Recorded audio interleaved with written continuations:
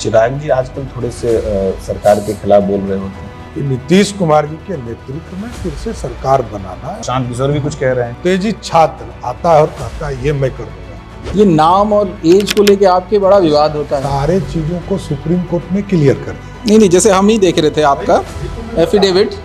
नहीं, मैं let me कम। आप का मर्डर वाला, अभी एम्बुलेंस में भी रेप हुआ, उस तरह की घटनाएं फिर से बहुत ज्यादा। आप सिर्फ गिना दीजिए। मैं आपको बिहार पुलिस का डेटा बताता हूँ। लालू जी ने हमें जेल के अंदर रखा। मैं प्रसून हूँ दैनिक भास्कर से, और हमारे साथ अंकित फ्रांसिस हैं। और हम जहाँ पर आज जिन शख्सियत से बात करने बैठे हैं वो बिहार की प्रैक्टिसिंग पॉलिटिक्स के एक कोने से दूसरे कोने तक पहुँचे हुए शख्सियत हैं। अभी आप भाजपा में हैं, आप इससे पहले जदयू में भी थे और इससे पहले राजद में भी थे। तो बिहार की राजनीति की जितनी भी प्रासंगिकता है, राजनीतिक प्रासंगिकता, उन सारे सिरों को छूने वाले शख्सियत सम्राट चौधरी हमारे साथ हैं। नमस्कार।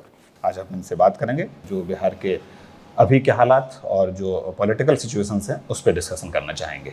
सबसे पहला सवाल जिससे हम शुरुआत करना चाहते हैं वो, क्योंकि बिहार इलेक्शन है और पूरा माहौल अब बना हुआ है, आप भी लगातार कैंपेनिंग में बिजी हैं।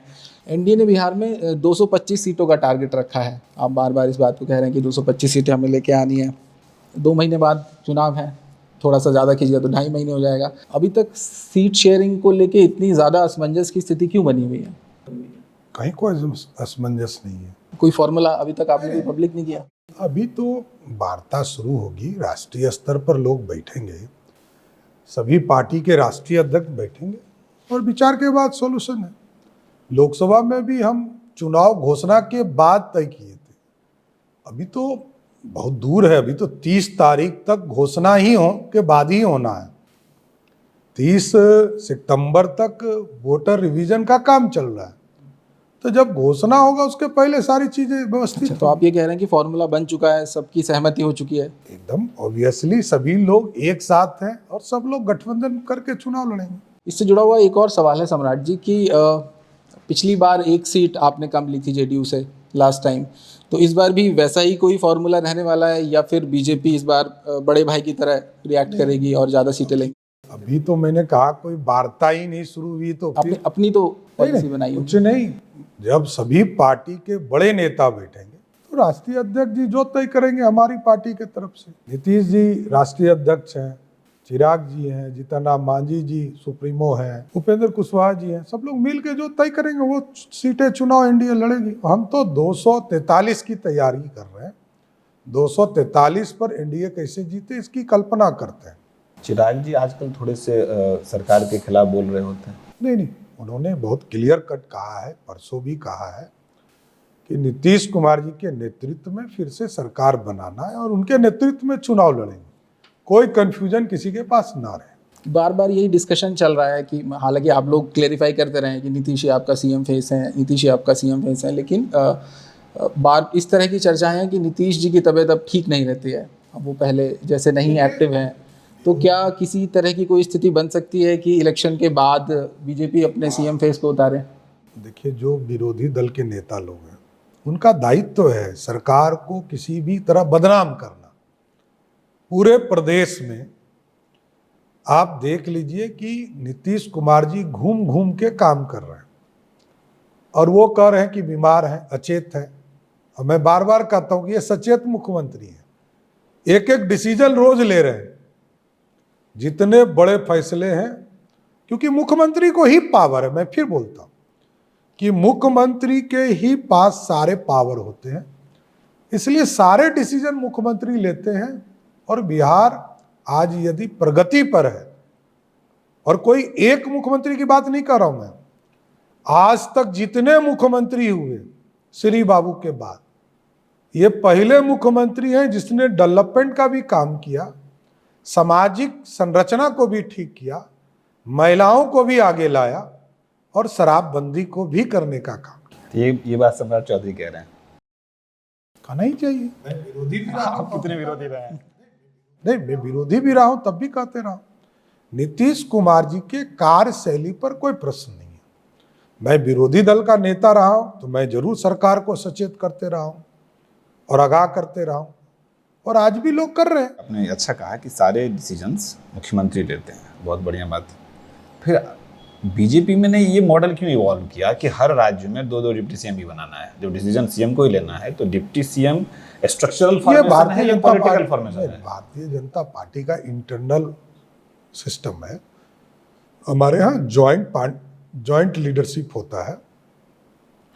तो हम और विजय जी दोनों ने नेता विरोधी दल के तौर पर काम किया था, इसलिए दोनों भाई को मुख्य धारा में रखा था। इसमें दिक्कत आपको कहाँ? मुझे कोई दिक्कत नहीं है। मैं आपकी सहूलियत की बात कर रहा हूँ कि जब डिप्टी सीएम कुछ नहीं करेंगे, सब सीएम करेंगे। नहीं, डिप्टी सीएम क्यों रहेंगे? मैंने क्या कहा, हमारे पास जो डिपार्टमेंट्स है उस पर मैं एक्ट करता हूं, मैं सलाह देता हूं मुख्यमंत्री जी को। मुख्यमंत्री जी सहमत होते हैं तो वो डिसीजंस होते हैं। सभी मिनिस्टर्स का काम है, ग्रुप ऑफ मिनिस्टर्स का काम है मुख्यमंत्री जी को सलाह देना। कैबिनेट का निर्णय उनका होता है, फैसले उनके होते हैं, हम सलाह दे सकते हैं, डिसीजन उनका होगा। तो क्या इस जो आपने अभी समझाया, तो इस बात को ऐसे समझा जाए कि बिहार वो राज्य है, हिंदी भाषी राज्य, जिसमें बीजेपी का अभी तक कोई सीएम नहीं बना, तो आप ये कह रहे हैं कि इस बार भी बीजेपी का सीएम नहीं मिलने वाला बिहार को? मैंने कहा कि मुख्यमंत्री हम बनाते हैं। लालू यादव जी को भी मुख्यमंत्री भाजपा के लोगों ने ही बनाया, नीतीश जी को भी बनाया। नीतीश जी ने अच्छा काम किया, लालू जी ने लूट लिया। फर्क यही है, बिहार की जनता को एक अच्छा विकल्प भारतीय जनता पार्टी देती है। अच्छा, पर अभी कुछ वक्त पहले आप उसी विकल्प को हटाने वाले थे। आपने वो मेरा धर्म था। भारतीय जनता पार्टी अब स्वतंत्र होकर लड़ेगी तो हम किसी से लड़ेंगे, हमारा नेता जो तय करेगा। एक चीज समझ लीजिए, मैं विकास के मुद्दे पर नीतीश कुमार जी के साथ भारतीय जनता पार्टी जाती है, और नीतीश जी को जब 32 एमएलए भी था तब भी 70 एमएलए का समर्थन 2000 में नीतीश कुमार जी को भारतीय जनता पार्टी ने दिया, आज भी दे रही है और आगे भी देगी। इसलिए कि नीतीश कुमार जी जब तक विकास के काम करते रहेंगे, समर्थन देते रहेंगे। तो एक तरह से आप नीतीश जी पे ही सवाल उठाते हैं जब ये कहते हैं कि जब वो राजद के साथ चले जाते हैं तो विकास का काम करना बंद कर देते हैं। नहीं, मेरा ये कहना है कि सैद्धांतिक लड़ाई एक डिफरेंट जोन है। नीतीश जी 2014 में मोदी जी के खिलाफ गए, वो लड़े चुनाव, हमारे खिलाफ भी लड़े। 2017 में मोदी जी के नेतृत्व में आए तो हम लोग साथ में हैं, तब से साथ में हैं, सब चुनाव हम लोग साथ में लड़ रहे हैं। तो नीतीश कुमार जी और मोदी जी का गठबंधन होगा तो हम लोग साथ हैं, नहीं तो फिर नरेंद्र मोदी की सेना अपनी काम करेगी, इसमें क्या दिक्कत है? एक चीज पूछूं सर, मैंने बीइंग ए प्रैक्टिसिंग पॉलिटिशियन, एक तरह की बातें और एक तरह के तर्क समय के साथ बदलते हुए में कहते हुए आप बोर और थकते हैं कि नहीं? नहीं, थकना तो नहीं, पॉलिटिक्स में लंबा समय जरूर काम करना है। 30-35 साल तकरीबन हो चुके हैं आप। लेकिन मेरा ये मानना है कि बिहार के लिए काम करना है, व्यक्ति के लिए तो काम करना नहीं है। बिहार यदि बढ़ जाए, ये भी लेकिन पॉलिटिकल आंसर साउंड करेगा। वही तो मैंने कहा कि आपने जो शब्द कहा, मैंने कहा कि बिहार के लिए काम, अपने लिए तो कुछ करना ही नहीं है। पार्टी बड़ी होगी, सरकार जनता के लिए अच्छे काम करेंगे तो आप स्वयं बढ़ जाएंगे। नीतीश जी को क्यों नहीं कोई हटा पा रहा है? क्योंकि 2005 से नीतीश कुमार जी ने डिलीवर किया, जनता के बीच में काम किया, इसलिए कोई नहीं हटा पा रहा है। तो काम करेंगे तो बोलने वाले बोलते रह जाएंगे, लाउड स्पीकर लेके बोलने से भी कोई फर्क नहीं पड़ेगा। तो आपने क्यों जेडीयू छोड़ दी फिर, जब वो इतना अच्छा काम कर रहे थे? मेरा देखिए, मेरा स्पष्ट मानना है, मैं लालू जी के साथ भी काम किया और नीतीश जी के साथ भी काम किया, आज भी नीतीश जी के साथ ही काम कर रहा हूँ। कहाँ आप डिफरेंट में? नीतीश जी के ही नेतृत्व में काम कर रहा हूँ। हाँ, हमारे पार्टी के नेता नरेंद्र मोदी जी, नो डाउट, लेकिन राजनीतिक तौर पर मैंने कहा कि बिहार के विकास के लिए नीतीश कुमार कमिटेड है। ये मैंने एहसास किया है, कई बार मंत्री के तौर पर काम उनके साथ किया, और आज भी लगता है कि उनसे अच्छा अभी कोई नहीं। मेरा सवाल थोड़ा सा दूसरा था इससे रिलेटेड, ये कि अब केंद्र ने भी जातीय जनगणना करने का ऐलान कर दिया है, तो इस बार जब बिहार में टिकट बंटवारा करेंगे आप लोग, बीजेपी वाले पर्टिकुलरली, तो क्या जिसकी जितनी हिस्सेदारी उसकी उतनी भागीदारी फॉर्मूला टिकट बांटने में भी? देखिए, हमारे यहाँ जाति के नाम पर टिकट नहीं मिलते, लेकिन हम छोड़ते भी नहीं है किसी को। समाज के अंतिम पंक्ति में बैठे लोगों को भी मुख्यधारा में रखा, लेकिन जो उस लायक होंगे सबको आगे लाएंगे। सर ये सही बात है कि जाति के नाम पर टिकट नहीं मिलता? सही है, तब तो बोल रहा हूं। भारतीय जनता पार्टी जात के नाम पर पॉलिटिक्स नहीं करती। हम जगाना सबको चाहते हैं। जातीय जनगणना भी हम करा रहे हैं। जातीय जनगणना बिहार में भी सर्वे कराने का काम किया एनडीए की सरकार। लेकिन हमारा मानना है कि जो लोग मुख्य धारा में हैं, जो विकास कर सकते हैं, जो लगातार जनता के बीच में काम कर रहे हैं, क्योंकि हमको 200 जातियों के वोट लेकर हम विधायक बनते हैं, तो सबका साथ सबके विकास की बात नहीं होगी तो कोई जाति से चुनाव नहीं जीते।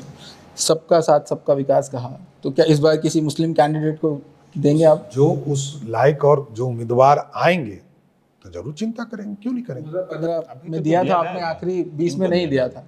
नहीं, हमने कहा कि पार्टी के उम्मीदवार और पार्टी की संगठन की चिंता, संगठन के लोग जब ये प्रस्ताव देंगे कि ये अच्छे कार्यकर्ता और ये जीत सकते हैं, तो जरूर हम लोग चुनाव में लड़ाएंगे। कुछ सीट्स हैं यहाँ, जैसे किशनगंज है 68% मुस्लिम आबादी वाली, और बहादुरगंज है 40% मुस्लिम आबादी वाली। इस हमने कहा कि हमारे जो कार्यकर्ता वहाँ हैं और जो वो प्रस्ताव देंगे उस पर विचार करेगी। मतलब अभी तक आपने कुछ डिसाइड नहीं किया इस बारे में कि देंगे? नहीं, अभी तो हमें पता ही नहीं कि कौन सीट पर लड़ना है, कौन सीट पर नहीं लड़ना। ये तो सही बात नहीं होगी। सम्राट को ये नहीं पता होगा। नहीं, देखिए, हमने कहा कि जब मैंने अपने ऊपर इन चीज़ों को छोड़ा तो फिर मेरे लेवल पर बात ही नहीं गई। मैंने ये कहा कि पार्टी के राष्ट्रीय नेतृत्व तय करेगा कि कौन कितने सीटों पर लड़ेगा। हम लोग यहाँ आ रहे थे तो बात ऐसी चल रही थी कि भाई अभी यहाँ मैंने राज्य में बीजेपी के कौन, तो सब हो रहा था कि सम्राट जी हर चीज़ फाइनल कर रहे हैं, सारा कमांड सिस्टम सम्राट। नहीं, देखिए, पार्टी का संगठन आदरणीय दिलीप जायसवाल जी देखते हैं, और पार्टी में सरकार की भूमिका का मेरा दायित्व विधायक दल के नेता के तौर पर दिया गया है। तो हम लोग सब मिलकर पूरा, हम, विजय जी, दिलीप जी और भी हमारे वरिष्ठ साथी जो भारत सरकार में मंत्री, सब बैठते हैं, डिसीजन करते हैं। पर आप ही की पार्टी के नेता नायब सैनी आए थे, उन्होंने कहा कि आप सीएम कैंडिडेट हैं। गिरिराज जी ने तो नारे लगवा दिए थे। नहीं, उन्होंने, वो जब हम अकेले थे तब गिरिराज जी क्या बात आप बता रहे हैं। और जहां तक नायब जी ने कहा पार्टी का नेतृत्व की बात उन्होंने कहा, तो पार्टी का नेतृत्व तो आदरणीय मोदी जी ने, नड्डा जी ने पार्टी का नेतृत्व करने के लिए भेजा ही है। तो इस बार आप चुनाव लड़ेंगे विधानसभा का? तो पार्टी अभी आपने कुछ डिसाइड नहीं किया? हम डिसाइड करने वाले कौन? न, फिर भी मतलब अगर वो मौका देंगे तो आप किस सीट से चुनाव लड़ना चाहते हैं? नहीं, हमने कहा कि चाची को यदि मोची हो जाएगा तो चचा हो जाएंगे, तो पार्टी तय कर देगी तो लड़ जाएंगे। अच्छा, एक आरोप और लग रहा है बीजेपी पे, कंटिन्यूसली आप भी सुनते होंगे बार बार ये सवाल कि इस तरह की कि बीजेपी एक ये मान के बैठी है कि नीतीश अब क्योंकि बीमार हैं और जल्दी वो रिटायर हो जाएंगे पॉलिटिक्स से, शायद इस चुनाव के बाद, उनकी उम्र भी हो चुकी है, तो बीजेपी ये मान के बैठी है कि जैसे ही नीतीश रिटायर हो तो जेडीयू को अपने में विलय कर ले। नहीं, ये कोई गलतफहमी किसी को नहीं पालना चाहिए। राष्ट्रीय जनता दल भी पाल रहा था कि नीतीश जी बीमार हैं, ऐसा नहीं है। नीतीश जी नेता है और नीतीश जी आगे भी काम करेंगे, मैं आपको एश्योर करता हूँ। आप बीजेपी में हैं, आप इससे पहले बाकी पार्टियों में रहे, अगर एक मिनट के लिए ऐसे इतर छोड़ दें आपके अपने पॉलिटिकल फ्रेम से बाहर जा करके, और भी लोग होंगे जो बिहार के लिए अच्छा काम कर रहे होंगे अलग अलग पार्टी में, आपको ऐसे कोई 2-4 नाम दिख रहे हैं जो कि लगता हो कि अच्छा बिहार के राजनीति के लिहाज से ये 2-4 नाम बहुत अच्छा काम कर रहा है? नहीं, बहुत लोग हैं आपके पार्टी के बाहर जाकर करते हैं। मेरा ये कहना है कि देखिए, सब लोग प्रयास कर रहा है और बिहार आगे बढ़े, क्योंकि यहाँ 2 ही फॉर्मूले अभी तक चले हैं और आगे भी लड़ाई उसी में, एक विकास और एक विनाश। एक व्यक्ति को 15 साल मिला जिन्होंने अपने प्रतिनिधि को भी 2-2 बार लाया, और एक तरफ नीतीश कुमार जी हैं जिसने संपूर्ण विकास की कल्पना की। तो जनता को तय करना है विनाश या विकास, तीसरा तो ऑप्शन ही नहीं है। नाम लेकिन आप किसी का नहीं बता रहे हैं, कि और भी कोई? मैंने कहा कि लड़ाई ही दो है, तीसरे की बात कैसे करूं भाई साहब? लड़ाई ही दो ही लड़ाई है, एनडीए और महागठबंधन। शांत किशोर भी कुछ कह रहे हैं कि हम भी अच्छा करने की कोशिश करेंगे। देखिए एक चीज समझिए, अभी वो 1 साल पहले आए, तो जनता को अनुभव भी चाहिए, सारी चीजें की पता भी होनी चाहिए, कितना दिन रहेंगे ये भी चिंता करनी है, और आपका कोई पॉलिटिकल सिस्टम नहीं है, ये तो समय बताएगा ना। अभी जैसे कोई उत्तेजित छात्र आता है और कहता है ये मैं कर दूंगा, तो कुछ लोग कर रहे हैं, उसमें क्या दिक्कत है? आप पर बहुत ज्यादा वो नहीं, इसलिए कि बेचारे अभी नए आए हैं, तो सीखना बाकी है ना। मैं पिछले 26-27 साल से सब चीज को झेला हूं, तो बेचारा अभी बोल रहे हैं। मेरे खिलाफ तो 1999 में इससे 3 गुना पत्रकार हमसे प्रश्न करते थे। तो देखिए ये कोई नई बात नहीं है, वही तो मैं कह रहा हूं, मैंने तो सब चीज को झेल कर यहां आया हूं, यहां ऐसे नहीं बैठा हूं।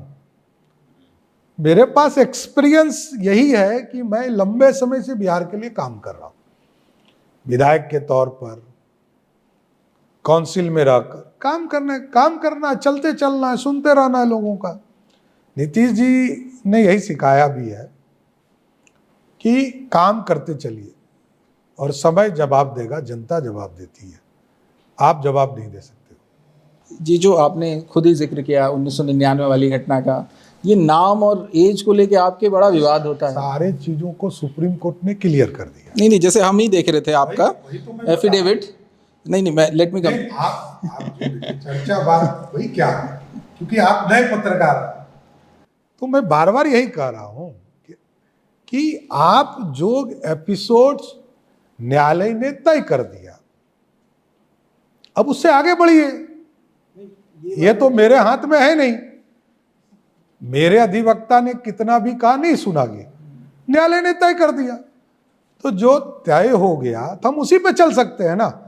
उसके बाद के एफिडेविट्स की बात कर रहा हूं। वही मैं भाई आ रहा हूं कि 2005 से 10 में बेरोजगार रहा, सदन में नहीं था, तो मेरा भी दायित्व था ना, मैं को बूढ़ा तो हो नहीं गया था, तो मैंने कामराज से कुछ पढ़ाई लिखाई कर लिया, मानक के तौर पर। कहाँ से किया आपने? कामराज से डिस्टेंस एजुकेशन के माध्यम से मैंने पढ़ाई भी किया, और उसके बाद एक ऑनरी के तौर पर डिलीट का हमको उपाधि दी गया। ये मैं ऑन रिकॉर्ड कर रहा हूं। 2003 में जो सुप्रीम कोर्ट के ऑर्डर आए, हाई कोर्ट के आए, उसके बाद देश दुनिया बढ़ चुका, उसके बाद कोई इशू है तो बताना चाहिए, क्योंकि नहीं बताना ही चाहिए। हाँ, मैं आपके इलेक्शन एफिडेविट्स की बात कर रहा था। वही मैं कह रहा हूं। 2010 के विधानसभा चुनावों में आपने 28 साल उम्र अपनी बताई। मैंने वही बताया कि 2010 में वो सारे संबंधित ऑर्डर्स नहीं आए, तो जब 2011 में आया आपको कामराज से रिजल्ट्स आए, तब से मैं वही लिखता हूँ जो कामराज से हमें प्राप्त हुआ। अभी मतलब अगर, क्योंकि इसलिए ये आपके लिए भी ठीक है कि आप एक बार क्लेरिफाई कर दीजिए, क्योंकि हमें भी रिसर्च करते हुए ये दिक्कत आ रही थी कि मतलब असली उम्र क्या है, तो क्या है आपकी मतलब डेट ऑफ देखिए बर्थ? मैंने क्या कहा कि ये न्यायालय ने सिर्फ ये कहा कि at the date of election Samrat Choudhary is not completing 25 year age in 2000। 25 साल बढ़ चुके। ये नया जो विवाद है, वही विवाद नया नहीं है, वही तो कह रहा हूं मैं, ये 99 का विवाद है। जैसे नया कोई चीज होता तब ना बात बोलते, ये 2000 की बात है, तो ये कोर्ट ने तय कर दिया, तो मेरा क्या उसमें रोल है? और कोर्ट ने सिर्फ ये ऑर्डर किया, नथिंग एल्स। कंक्लूजन यही है, ना मेरा उम्र तय किया, ना ये तय किया कि आप क्या करेंगे, लेकिन हमको ये कंक्लूजन, मेरे इलेक्शन को अवॉइड किया, रद्द किया, और हमको मेरे सीट को खाली किया। अरे मेरा डेट और अच्छा होगा ना कि हमारा उम्र घट जाए, तो इससे ज्यादा खुश क्या होगा। हमको यदि कोई 25 वर्ष का बना देता हम तो इससे ज्यादा खुश क्या होंगे कि मेरी बेटी का उम्र 18 वर्ष का है और मैं 25 वर्ष का हूं, तो भगवान करे जल्दी कर दे। हालांकि इससे बहुत फर्क भी नहीं पड़ता है, माने राजनीतिक मस्त। अरे वो 25, देखिए चुनाव लड़ने के लिए 25 वर्ष चाहिए, वो नहीं मैं कंप्लीट करता हूं तो इट्स अ चैलेंजेबल। दूसरा एक आपके नाम को भी लेके बहुत चलता है कि आपने नाम बदल लिया। और भाई वही तो मैंने कहा कि ये सब कोर्ट ने तय कर दिया कि सम्राट चौधरी, राकेश कुमार सब एक है, तो फिर इशू ही नहीं है ना। जैसे कोई इशू रहता कि इस पे कोई चैलेंज हो रहा है, तो चैलेंज तो कहीं भी आप करेंगे ना, उचित फोरम पर करेंगे ना, सिर्फ मीडिया का सेंसेशन से तो नहीं चलेगा प्रदेश। हाँ, मीडिया को भी यहाँ पर हाँ, गोली मारते हैं। पिछले दिनों 2 और ऐसे चीज हुई हैं जिन पे मतलब आप पे सवाल उठ रहा है। एक वो कैग की रिपोर्ट आई है। हाँ, अब देखिए कैग का रिपोर्ट भी आपको हंसी आएगा कि पिछले 4 वर्षों में इस बार 70,000, पिछले बार 80,000, उसके पहले 99,000 और उसके पहले लगभग 85,000 या ऐसे कुछ है। और जानकर आश्चर्य होगा कि महागठबंधन के लोग हल्ला कर रहे हैं। और आपको सबसे बड़ा आश्चर्य लगेगा, जो आपका हेडलाइन है, कि अपने ही सरकार को चैलेंज कर रहे हैं। 2023 1 अप्रैल 2023 से लेकर 2024 के 31 मार्च तक इसका 75% हिस्सा या 80% हिस्सा महागठबंधन के लोग सरकार में थे और अपनी सरकार को कह रहे हैं कि घोटाला हमने कर लिया। अब हम क्या करें बताइए। तो आप जांच कराइए उनके खिलाफ। और जांच भी उन्हीं को करना है। ये एक प्रथा है जिसके तहत विरोधी दल का जो एक सदस्य होता है वो लोक लेखा समिति का कमेटी का अध्यक्ष होता है और वही समीक्षा करता है कि ये पैसा कहाँ गया, किसके पास है, कहाँ पैसा डंप है। ये सारा हिसाब करना विरोधी दल के लोगों का है। तो सीएजी का रिपोर्ट मैं ले करता हूं, स्पीकर साहब एक कमेटी बनाते हैं, उसको जांच करते हैं और उसके चेयरमैन होते हैं राष्ट्रीय जनता दल के। मैंने कहा सरकार महागठबंधन की, तेजस्वी जी कांग्रेस पार्टी के सभी नेता उस सरकार में शामिल और अपने ही सरकार का 80% हिस्सा का चैलेंज वो कर रहे हैं। दुर्भाग्य ये है और ये प्रथा है। ये प्रत्येक साल, कभी ऐसा कोई साल नहीं आया जिस साल 80,000 90,000 बैकलॉग नहीं होता है। उसका क्या है कि यूटिलाइजेशन नहीं आया। इसी को हम कहते हैं कि इसको अभी हम जांच करके यूटिलाइजेशन सर्टिफिकेट देंगे। जैसे जो हमारे मुखिया हैं वो काम कर रहे हैं, उसका यूटिलाइजेशन नहीं आया, तो मुखिया से लगभग 20,000 करोड़ रुपया का हिसाब लेना है। नगर परिषद और नगर निकाय में जो है, जिसके तेजस्वी जी मंत्री थे, वो लगभग 11,000 करोड़ का हिसाब लेना। तो ये लोग, वही मैं कह रहा हूं कि ये लोग स्वयं अपने आप को चैलेंज कर रहे हैं। हम लोग को चैलेंज नहीं किया है, अपनी सरकार को ही महागठबंधन के लोगों ने चैलेंज किया। एक चीज़ पूछना चाह रहा था, हालांकि मैं कहीं इसको तैयारी करके नहीं आया हूँ, सामान्य से सवाल। मैं दरभंगा से आता हूँ, मैं मूल रूप से दरभंगा का रहने वाला हूँ।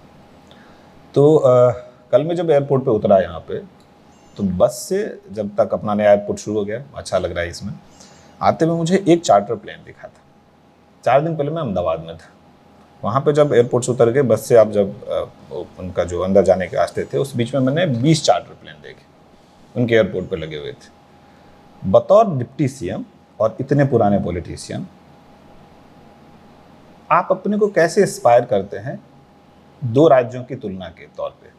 अब जो आपने डिफरेंस समझाया हमको, 20 चार्टर्ड प्लेन और 1 चार्टर्ड प्लेन, ठीक ही कहा आपने, वो भी सरकारी ही होगा, नो डाउट, मैं ही बोलता हूं।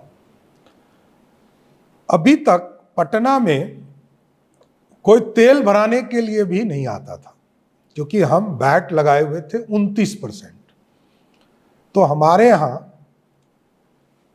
पूरे महीने में 2200 से 2300 किलो लीटर ही तेल बिकते थे। पिछले दिनों मैंने इसको घटा के 29 से 4% कर दिया।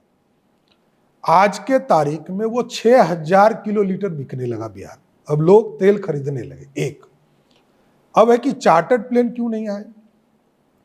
क्योंकि इंडस्ट्री नहीं थी। इंडस्ट्री धीरे धीरे आ रहा है और आज भी डर लगता है लोगों को, कहीं राजद नहीं आ जाए तो हमारी स्थिति क्या होगी। लेकिन आज आप समझिए कि बिहार में 17 इथेनॉल प्लांट काम कर रहे हैं।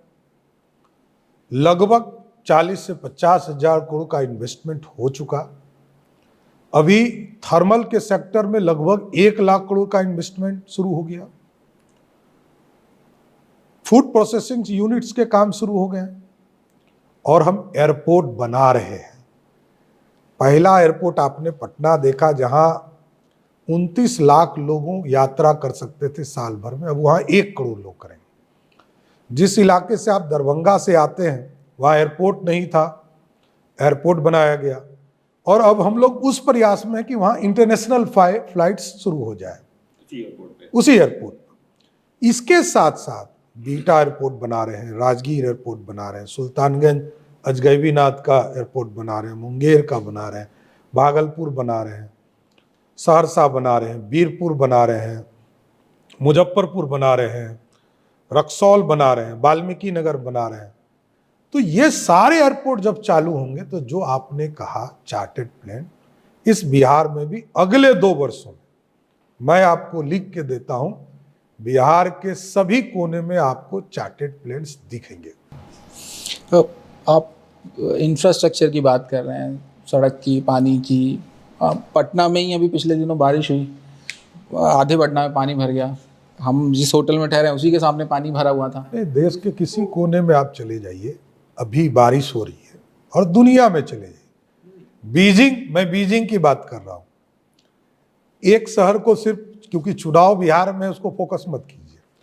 मैं ये कह रहा हूं कि देश के किसी भी शहर में आप चले जाइए, बारिश जब हैवी रेनफॉल होगा तो डिस्चार्ज होने में थोड़ा समय लगता है। बिहार में ऐसा कोई प्रॉब्लम नहीं है कि डिस्चार्ज होने का कोई प्रॉब्लम है। गंगा पूरी खाली है, लगातार पानी डिस्चार्ज हो रहा है। मोदी जी जब गुजरात में कहीं बोल रहे होते हैं और जब वो बिहार में कहीं भी बोल रहे होते हैं, आप पार्टी के हैं, आप उनके पक्ष की बात करेंगे, लेकिन उसकी भाषा में फ़र्क होता है। मुझे, और मैं बिहार से हूँ इस लिहाज से बोल रहा हूँ, कि जब वो गुजरात में बोल रहे होते हैं तो मुझे लग रहा था कि अच्छा वहाँ बात इंडस्ट्री की, डेवलपमेंट की ज़्यादा हो रही होती है। यहाँ आकर के वो बात थोड़ी कमज़ोर, धीमी, या इसलिए लगता है उस बिहार का जो अपना पॉलिटिकल विजन है ना, उसी में आकर के ट्रैप हो जाता है। हम बता रहे हैं, उसका कारण है कि गुजरात लंबे समय से इंडस्ट्री के तौर पर काम कर रहा है। हम देश के अंदर फैलते हैं, कुछ लोग बाहर जाते हैं। गुजरात के लोग इंटरनेशनली अधिक फैले हुए हैं और डॉलर से पूरे प्रदेश को बढ़ाते हैं। एक दूसरा है, उनकी भी जो कमजोरी थी वो ताकत बन गई। समुद्र उनकी कमजोरी थी, जैसे हम कहते हैं ना, नेपाल मेरी कमजोरी थी कि वहां से पानी आता है, हम लोग बह जाते थे। अब धीरे धीरे वो ताकत बन रही है। 14 लाख हेक्टेयर जमीन हमने सिंचित किया। उसी तरह वहां एक बिजनेस हब बनाया, इंटरनेशनल मार्केट्स खड़े किए और लोगों को बुलाया। मोदी जी ने नाइनों के लिए देश में कोई नहीं बुलाया, अपने बुलाए, इन्वेस्टमेंट कराया। प्रदेश आज ग्रो कर रहा है। सूरत ऐसा इंडस्ट्री है कपड़ा के सेक्टर में, पूरे देश को कपड़ा देता है। तो हम धीरे धीरे चीज़ों को एस्टैब्लिश कर रहे हैं। आज जो कोरोना में जो साथी बिहार आए, वो अब धीरे धीरे बिहार में एस्टैब्लिश कर रहे हैं, बिहार को, चीज़ों को स्थापित कर रहे हैं। आप जो कह रहे हैं सम्राट जी, उसमें ना एक बहुत बड़ा कॉन्ट्रडिक्शन नज़र आता है आपकी बातों में, कि एक तरफ तो आप कह रहे हैं कि बेसिक नीड की अब चिंता नहीं रही, बिहार के कॉन्टेक्स्ट में आपने कहा। दूसरी तरफ आप 80 करोड़ लोगों को फ्री अनाज दे रहे हैं, जो कि बेसिक नीड है। आपका पूरा इलेक्शन कैंपेन, अभी बीजेपी, अभी नीतीश जी ने प्रेस कॉन्फ्रेंस करके फिर से योजनाओं का ऐलान किया, उसमें ज़्यादातर पेंशन दी जा रही है, फ्री में पैसे बांटना, फ्री में बिजली बांटना। तो जब बेसिक नीड अगर पूरी हो चुकी है तो फिर ये सब करने की क्या ज़रूरत है? नहीं, आप समझिए कि बिहार में आज भी गरीबी है, इससे मैं डिफर नहीं करता हूँ, लेकिन मैंने कहा इंडस्ट्री खड़ा नहीं हुआ है। इंडस्ट्री खड़ा करने के लिए इंफ्रास्ट्रक्चर हमने खड़ा किया है। अब हमको बेसिक चीज़ों के लिए रोजगार देने होंगे, तभी 50 लाख लोगों को रोजगार दिया गया और इसी के लिए हम लोगों ने टारगेट किया 1 करोड़ लोगों को रोजगार और सरकारी नौकरी दें, क्योंकि बिहार अपने आप 1 करोड़ लोगों को सरकारी एवं रोजगार देंगे। जैसे इस बार हम लोगों ने 12 लाख सरकारी नौकरी दे रहे हैं और 38 लाख रोजगार दे रहे हैं। एक चीज़ के लिए आप और बहुत मशहूर हैं, मतलब आप हमेशा चर्चाओं में रहते हैं, आपके बयान। आप अभी आपने लुटेरे का बेटा कह दिया, इससे पहले आप तेजस्वी को बउआ कह रहे थे, आपने राहुल गांधी को कहा कि उनकी दाढ़ी ओसामा बिन लादेन की तरह बढ़ रही है। नहीं, मैंने राहुल गांधी जी को मैं बड़ा कहता हूं कि राहुल गांधी जी देखिए 2 बार विरोधी दल के नेता नहीं बने, क्योंकि उस समय उनके पास जनमत नहीं था उस लायक। तो उन्होंने 2 आदमी को बैठाया कि भाई आप लोग बैठिए, आपको कोई बेसिक फायदा नहीं मिलना है। जब नेता विरोधी दल का कैटेगरी उनको मिला तो अपने बन गए। यही है गांधी परिवार और लालू परिवार, कि ये लोग अपने लिए जीते हैं, इनके लिए देश और दुनिया नहीं है, सिर्फ मैं। और लालू जी पंजीकृत तौर पर बिहार में सभी केसों में उनको सजा हो चुकी, तो इसलिए बोलना ही है। अब उनको नहीं बोलेंगे तो किसको बोलेगा कोई। और मैंने 2 ही चीज कहा कि लालू जी और नीतीश जी की लड़ाई है, विकास बनाम विनाश। दूसरे की लड़ाई आएगी तो जरूर बताऊंगा। नहीं, पर जब आप ये जवाब दे रहे होते हैं तो एक सवाल और दिमाग में ये आता है कि जब के लिए आप आरोप लगाते हैं आरजेडी पे या लालू जी पे, तब तो आप साथ ही थे उनके। नहीं, मैं वही कह रहा हूं कि ना मैं जब आरोप लगा तब उनके साथ था, और जिस दिन वो फाइनली कन्विक्ट हुए मैंने साथ छोड़ दिया। जिस दौरान जब आरोप लगा उस समय मैं नहीं साथ था। मैं तो उस समय लालू जी ने हमें जेल के अंदर रखा 22 दिन, 22 महीने, 22 लोग हमारे परिवार से जेल में रहे, और लालू जी ने हम लोग को जेल में लगा, माफी मांगना पड़ा उनको सार्वजनिक तौर पर। ह्यूमन राइट्स कमीशन ने उनको फाइन किया बिहार की सरकार पर। और पूरा मैं ये भी कहता हूं कि यदि उन्होंने जेल में नहीं डाला होता, क्योंकि नीतीश जी उस समय नेता थे, तो मैं राजनीति में भी नहीं आता। ये भी मैं कहता हूं नहीं आते, क्योंकि केस लड़ते लड़ते मैं पॉलिटिकल वर्कर हो गया। इसके लिए आप थैंक्स करें। नहीं, मैं थैंक्स तो समाज को कर रहा हूँ, नेता तो समाज बनाता है। ये भी सवाल उठेगा फिर कि क्या यही वो कड़वाहट है जिस वजह से आप लगातार। नहीं, कोई व्यक्तिगत कोई लड़ाई नहीं है, फिर मैं बोल रहा हूँ, लड़ाई विनाश विकास। आपको जहां जाना है आप तय कर लीजिए। लालू जी के एक अच्छे काम 15 साल में गिना दीजिए, मैं मानूंगा। ठीक है, आपका एक और बयान भी है, इस पे आपसे पूछ लेते हैं कि देश 1947 में आज़ाद नहीं हुआ था, 77 में हुआ।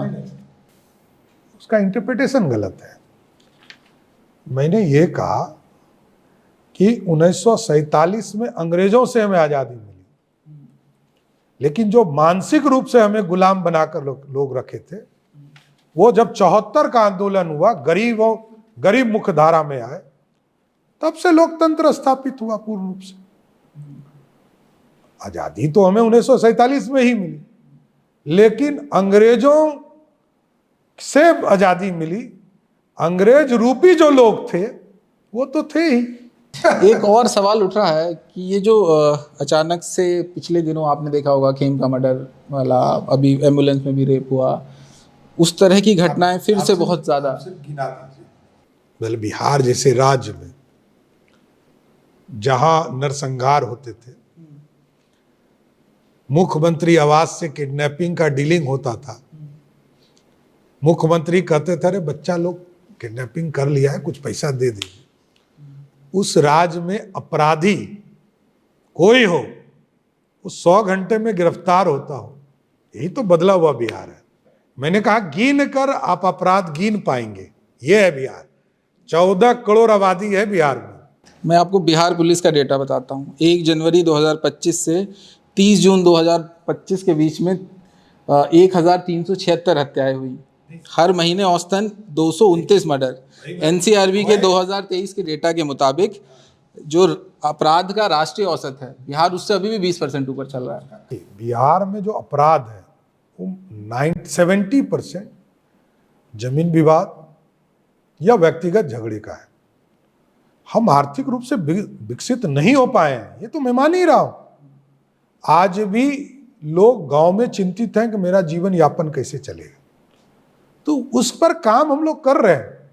लेकिन व्यक्तिगत झगड़े में सरकार का रोल एक लिमिटेशन है, लेकिन एक भी अपराध हमारे लिए चैलेंजेबल है। ठीक है, बिहार में पुलिस के 30% पद खाली हैं अभी भी। आपको लगता है कि इसकी वजह से भी क्राइम रेट नहीं रुक पा रहा है? देश में, बिहार में लगातार पुलिस की बहाली हो रही है, और आज भी बिहार में देश में सबसे ज्यादा महिला पुलिस में बहाली किसी की महिला की होती है तो वो बिहार में। चलिए, धन्यवाद, हो गया। बहुत धन्यवाद आपका हमारे साथ जुड़ने के लिए।